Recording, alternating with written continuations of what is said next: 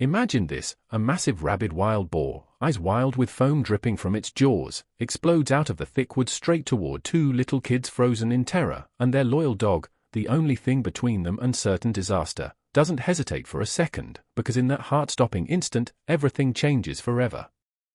Picture a beautiful countryside estate in rural America, the kind with rolling green lawns stretching right up to a dense tree line, where the wealthy but loving father, Tom, has built this perfect haven for his family after years of grinding away at his business to give them the world. He's not some distant tycoon, just a protective dad who's always one call away from rushing home, and his two precious kids. Sweet little Emma, who's 6 with her pigtails bouncing everywhere, and 4-year-old Jack with his endless curiosity. They light up his life like nothing else.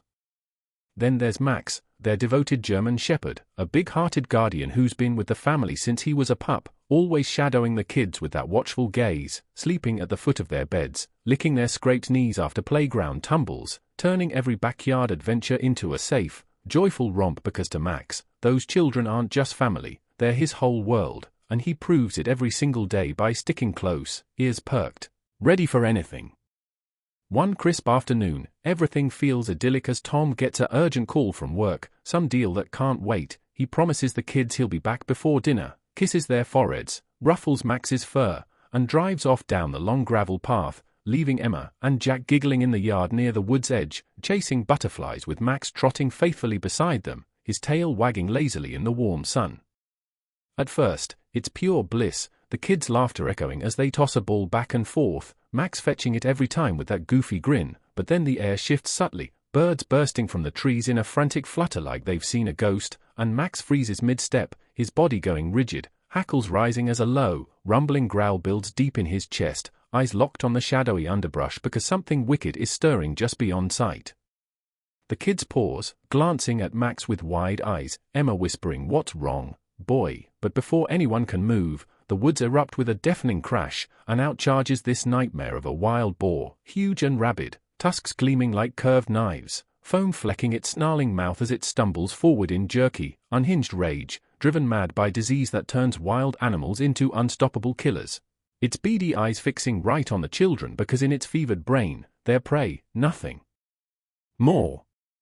Emma screams and trips backward over a root, sprawling in the grass, while Jack just stands there paralyzed, too young to run, his little face draining of color as the boar lowers its head and thunders straight for them, hooves pounding the earth, closing the gap in seconds, dust kicking up like a storm because this isn't some tame farm pig, it's a 300-pound beast gone feral, unpredictable fury in every staggering step. That's when Max springs into action, his loyalty igniting like a fuse, lunging forward with a fierce bark that slices through the chaos, positioning his body right in the boar's path because he knows exactly what's at stake, drawing the monster's rage onto himself in a split-second choice that saves everything. The boar wheels toward Max, tusks slashing as it slams into him full force, the impact like thunder, a sickening thud of fur and flesh colliding, sending them both tumbling in a whirlwind of snarls, dust exploding everywhere, the kids' cries piercing the air as Max yelps in pain but clamps his jaws on the boar's shoulder, twisting and holding on because giving up isn't in him, not with Emma and Jack screaming just feet away. The fight turns brutal, the boar goring at Max's side with savage thrusts, blood matting his golden fur, but Max doesn't back down, he digs in deeper, shoving the beast sideways inch by inch, forcing it away from the children through sheer will, his growls mixing with the boar's rabid squeals as they roll and snap, claws tearing earth, because every second Max buys is a second the kids have to scramble back toward the house, their tiny hands clutching each other in sobs. Max fights like a warrior possessed, dodging a tusk swipe that rips his flank open, then lunging again to sink teeth into the boar's neck, the two locked in a death struggle that shakes the ground, blood spraying as Max's strength starts to flag from the wounds. But he summons one final burst, hurling himself at the boar's legs to trip it up, sending the foaming monster staggering into a thorn bush where it thrashes wildly, exhausted and battered, finally collapsing in a heap, its rage spent as disease and injury take over, retreating no further because Max has won the moment, protecting his pack at the ultimate cost. The kids huddle together, tears streaming, calling for Max who lies panting heavily, blood pooling beneath him, his chest heaving but eyes still soft and alert, licking weakly at Emma's trembling hand when she reaches him because even now, hurt as he is, his first thought is them. Just then, Tom's truck roars up the driveway early, his meeting cut short by a gut feeling, and he bursts out to the sight of chaos, yard torn up, children wailing, Max drenched in gore, and in that split-second panic, his protective instincts twist into horror, yelling, "What happened?" Max, no, as he scoops up the kids, spotting the blood on them from where they'd touched the dog, assuming the worst because all he sees is their loyal companion turned apparent monster, shoving Max away roughly with a boot because fear blinds him, dialing animal control on the spot, barking orders to get the vicious dog off his property right now before it hurts them again.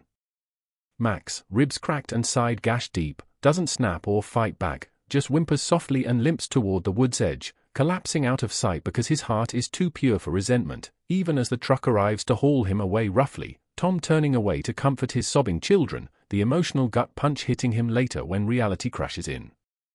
Hours tick by in agonizing tension, the kids tucked in bed but whispering about how Max saved them, while Tom paces, guilt flickering but buried under doubt, until the security camera footage from the house pings his phone, a neighbor texts a shaky video from their fence, and animal control calls back confirming tracks and foam matching a rabid boar sighting nearby, their experts saying it was a miracle no one died.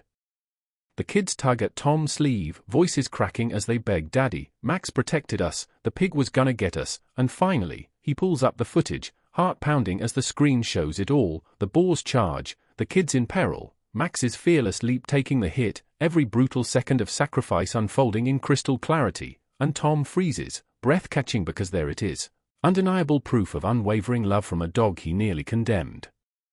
Guilt floods him slow and heavy, like a wave he can't outrun, replaying Max's trusting eyes even as he pushed him away, the weight of his snap judgment crushing down because how could he miss the hero right in front of him, his chest tightening with regret that builds until he can't sit still.